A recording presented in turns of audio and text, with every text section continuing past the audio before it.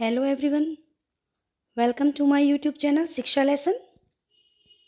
तो फ्रेंड्स, आज का जो हमारा वीडियो है वो एडजेक्टिव्स के लास्ट टू जो टाइप्स होते हैं उन पर बेस है, डिस्ट्रीब्यूटिव एडजेक्टिव्स और इंटेरोगेटिव एडजेक्टिव्स। तो चलो इनके बारे में डिटेल से देखेंगे। तो इसमें डिस्ट्रीब्यूटिव एडजेक्टिव देखेंगे सबसे पहले हम। A distributive adjective is an adjective that refers to members or things of a group or individually. A distributive adjective is an adjective that refers to members or things of a group or individually. यानी जो distributive adjective होता है वो हमें किसके बारे में बताता है? किसी भी व्यक्ति के बारे में या किसी भी ग्रुप के बारे में या किसी वस्तु के बारे में। तो या तो वो इंडिविजुअल हो, यानी कोई ग्रुप है जो इंडिविजुअल ग्रुप है, अलग से कोई ग्रुप है, या कोई व्यक्ति है जो कि अलग से कोई व्यक्ति है या कोई वस्तु है। यानी ये डिस्ट्रीब्यूटिव एडजेक्टिव होता है, ये क्या है? इंडिविजुअली अलग अलग चीज़ों के बारे में बताता है, अलग अलग व्यक्तियों के बारे में बताता है, या कोई ग्रुप हो तो ये मतलब सिंगुलर बेसिस पे होता है डिस्ट्रीब्यूटिव एडजेक्टिव। तो कौन कौन से वर्ड्स होते हैं जो डिस्ट्रीब्यूटिव एडजेक्टिव में यूज होते हैं? Each, every, either, neither and any are describing words of distributive adjective. तो ये जो वर्ड्स हैं each, every, either, neither and any, ये किसको डिस्क्राइब करते हैं? डिस्ट्रीब्यूटिव एडजेक्टिव को। ठीक है, एग्जाम्पल से समझेंगे। Every boy was given a uniform. Every boy was given a uniform. तो यहाँ पर जो एवरी वर्ड है, ये एवरी वर्ड किसको वो डिफाइन कर रहा है? डिस्ट्रीब्यूटिव एडजेक्टिव को। तो हर बच्चे को, प्रत्येक बच्चे को या प्रत्येक लड़के को यूनिफॉर्म दे दी गई थी। He can write with either hand. ठीक है, next, every box was open. Neither candidate was interviewed. Each student was given a different task. तो इन जो हमने 5 एग्जाम्पल्स देखे हैं, इनमें हमने क्या देखा? एवरी, नीदर, ईच, ये जो वर्ड्स हैं ये हमें सबसे पहले तो ये देखने की चीज़ है कि ये प्लूरल फॉर्म नहीं दिखा रहे हैं। ये क्या दिखा रहे हैं हमें? सिंगुलर फॉर्म दिखा रहे हैं। देखो, एवरी के बाद बॉय आया, सिंगुलर है। एवरी के बाद बॉक्स आया, ये भी सिंगुलर है। नीदर कैंडिडेट, कैंडिडेट भी सिंगुलर है। यानी ये डिस्ट्रीब्यूटिव एडजेक्टिव होता है, ये सिंगुलर फॉर्म में होता है। चाहे वो किसी ग्रुप के बारे में बताए, चाहे किसी वस्तु के बारे में बताए, या किसी व्यक्ति के बारे में बताए। तो यहाँ पे हमें समझ में आ रहा है, एवरी बॉक्स वॉज ओपन। प्रत्येक बॉक्स क्या था? ओपन था, यानी खुला हुआ था। नीदर कैंडिडेट वॉज इंटरव्यूड, किसी भी कैंडिडेट का इंटरव्यू नहीं हुआ था। Each student was given a different task, प्रत्येक जो विद्यार्थी था उसको अलग अलग से टास्क दिया गया था। तो ये सारे एग्जाम्पल्स किसके हैं? डिस्ट्रीब्यूटिव एडजेक्टिव के। कुछ डिस्ट्रीब्यूशन, उसकी विशेषता। ठीक है, any boy can sing this song, कोई भी लड़का इस गाने को गा सकता था। ठीक है, तो ये सारे एग्जाम्पल्स से हमें क्या समझ में आया कि जो डिस्ट्रीब्यूटिव एडजेक्टिव होता है ये हमें किसी भी ग्रुप के बारे में, किसी वस्तु के बारे में या किसी व्यक्ति के बारे में बताता है।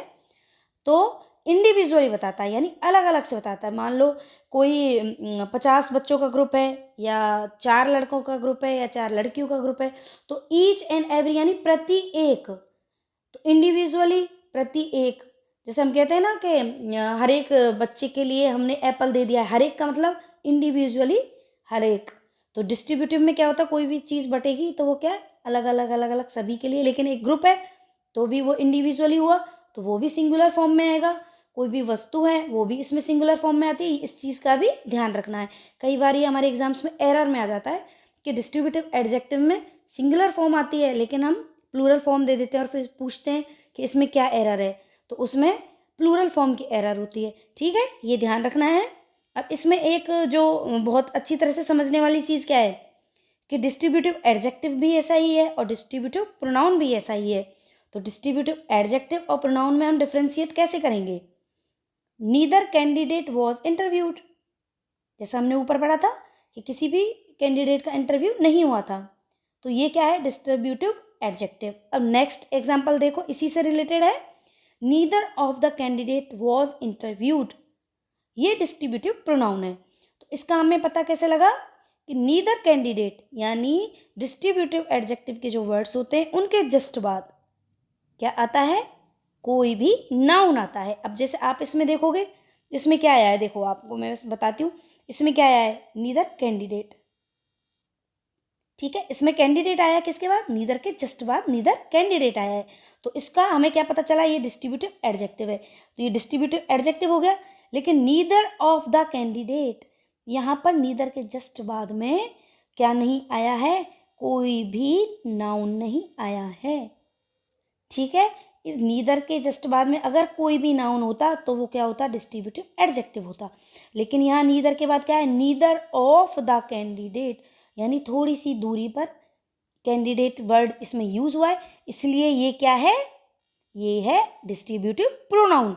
ये चीज़ बहुत इंपॉर्टेंट है, याद रखनी है कि डिस्ट्रीब्यूटिव एडजेक्टिव और डिस्ट्रीब्यूटिव प्रोनाउन में क्या फ़र्क होता है कि कोई भी वर्ड जो कि डिस्ट्रीब्यूटिव एडजेक्टिव का है या डिस्ट्रीब्यूशन वाला है, चाहे नीदर, ईदर, एनी, कोई भी है, अगर उसके जस्ट बाद में कोई नाउन आएगा तो वो डिस्ट्रीब्यूटिव एडजेक्टिव होगा। और अगर नाउन जस्ट बाद में ना आकर थोड़ी दूरी पर आ रहा है तो डिस्ट्रीब्यूटिव प्रोनाउन होगा। ये इसके बारे में जानने वाली चीज़ है। दो चीज़ें जाननी है डिस्ट्रीब्यूटिव एडजेक्टिव की, एक हमेशा सिंगुलर फॉर्म आती है, चाहे वो कोई ग्रुप हो, चाहे कोई मेंबर हो, चाहे कोई थिंग हो। ठीक है, हमेशा सिंगुलर फॉर्म में आएंगे।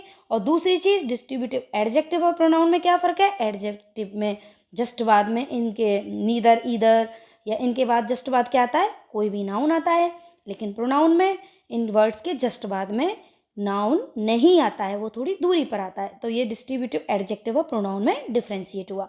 नेक्स्ट देखते हैं नंबर 6 पे जो हमने लिया है, interrogative adjective. What, which and whose when they are used with nouns to questions are called interrogative adjectives। यानी what है, which है और whose है, whose यानी किसका, जब ये सारे शब्द नाउन से क्वेश्चंस करने के लिए यूज में किए जाते हैं तो ये क्या कहलाते हैं, इंटेरोगेटिव एडजेक्टिव्स कहलाते हैं। अब इनको हम एग्जाम्पल से समझते हैं। whose house is that, यह किसका घर है। whose book is this, यह किसकी किताब है। What answer did you give, तुमने क्या उत्तर दिया था। Which city do you live in, आप कौन सी सिटी में रहते हैं या तुम कौन सी सिटी में रहते हो। What truth is there in his story, what truth is there in his story. Which path should we follow, कौन सा रास्ता फॉलो करें या हमें कौन सा रास्ता फॉलो करना चाहिए। तो इनमें आप देखो, ये जितने भी शब्द हैं, वॉट है, विच है और हुज है, ठीक है, ये जितने भी शब्द हैं, इन शब्दों के जस्ट बाद क्या आ रहा है, नाउन आ रहा है। House, book, answer, city, truth. ठीक है, तो इससे हमें क्या समझ में आया कि ये जो शब्द हैं वॉट, विच और हुज, ये किससे क्वेश्चन कर रहे हैं, नाउन से, या इनका क्वेश्चन किससे रिलेटेड है, नाउन से रिलेटेड है, इसलिए ये इंटेरोगेटिव एडजेक्टिव है। ठीक है बच्चों, अगर इन क्वेश्चंस के जस्ट बाद किसी भी इंटरोगेशन के जस्ट बाद में, इंटरोगेटिव वर्ड्स के जस्ट बाद में अगर नाउन का वर्ड यूज हो रहा है तो वो इंटरोगेटिव एडजेक्टिव है। एग्जाम्पल से आपको बहुत इजी गोइंग में समझ में आ गया होगा। जैसा इससे पहले हमने डिस्ट्रीब्यूटिव एडजेक्टिव में भी समझा था कि हुज, हु, वॉट, विच, ठीक है, इन वर्ड्स के जस्ट बाद में अगर नाउन आ रहा है और वह क्वेश्चन किससे पूछा जा रहा है, नाउन से संबंधित पूछा जा रहा है, तो वो इंटेरोगेटिव एडजेक्टिव होता है। तो ये थे हमारे दो एडजेक्टिव्स, डिस्ट्रीब्यूटिव एडजेक्टिव और इंटेरोगेटिव एडजेक्टिव। तो इनमें इनकी जो पहचान है, कैसे पहचान होती है, जो इनके बिल्कुल बिल्कुल ईजी जो वो होते हैं एग्जाम्पल्स, उनसे मैंने आपको समझाया है। तो वीडियो को बार बार देख लें और जो भी चीज़ें इसमें इंपॉर्टेंट बताई गई हैं उनको भी थोड़ा सा ध्यान रखें।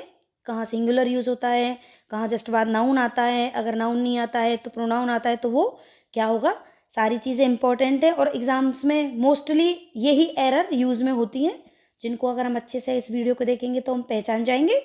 तो वीडियो कैसा लगा लाइक करें, क्वेरी के लिए कमेंट करें, पसंद आया हो तो कमेंट करें, फ्रेंड्स के साथ शेयर करें, चैनल पे नहीं हो तो सब्सक्राइब करके बेल आइकन प्रेस कर दें। Thank you so much, have a nice day.